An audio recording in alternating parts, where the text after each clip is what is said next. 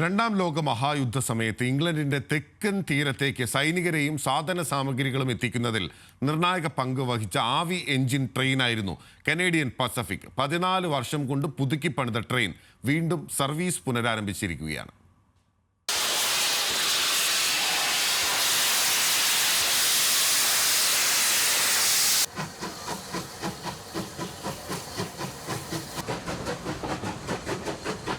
രണ്ടാം ലോകയുദ്ധത്തിന്റെ നടുവിൽ പിറവിയെടുത്ത Canadian Pacific വീണ്ടും സർവീസ് പുനരാരംഭിച്ചു.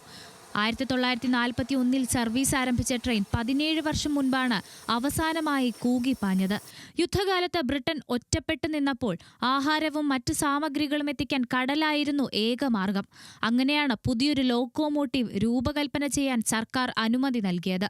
യുദ്ധകാല ബ്രിട്ടനിൽ പ്രത്യാശ ചിഹ്നമായിരുന്നു കനേഡിയൻ പസഫിക്. ഇന്ന് ചരിത്രത്തിന്റെ ഓർമ്മപ്പെടുത്തലായാണ് ഈ സ്റ്റീം എഞ്ചിൻ തിരിച്ചുവരുന്നത്. 2011 ആരംഭിച്ച ഒരു പുനരുദ്ധാരണ പദ്ധതി 14 വർഷമെടുത്താണ് പൂർത്തിയായത്. ഏപ്രിൽ 9 ആൾട്ടണിലേക്കായിരുന്നു ട്രെയിനിന്റെ ഉദ്ഘാടന യാത്ര.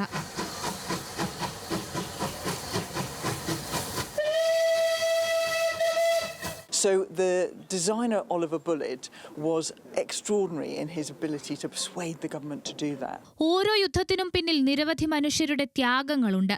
1941 പുരുഷന്മാർ യുദ്ധത്തിൽ വ്യാപൃതരായപ്പോൾ ട്രെയിൻ നിർമ്മാണത്തിന്റെ ഭാഗമായത് കൂടുതലും സ്ത്രീകളായിരുന്നു. അതിൽ തന്റെ അമ്മയുമുണ്ട്. ഓർമ്മകൾ ചികഞ്ഞെടുക്കുകയാണ് സ്റ്റീഫൻ വിൽസൺ.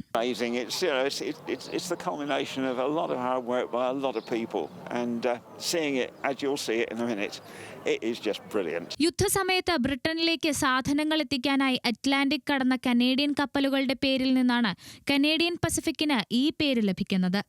യുദ്ധത്തിനു ശേഷം പാസഞ്ചർ സർവീസുകൾക്കായാണ് ട്രെയിൻ ഉപയോഗിച്ചത്. 2008 പൂർണ്ണമായും സർവീസ് അവസാനിപ്പിച്ചു. പുതുക്കിപ്പണിത് ഇപ്പോഴെത്തുന്ന പുതിയ ട്രെയിൻ ഇനി വാട്ടർ ക്രേസ് ലൈനിൽ വിനോദസഞ്ചാരികളെയും വഹിച്ചുകൊണ്ട് ചൂളം വിളിക്കും. International desk, news Malayalam.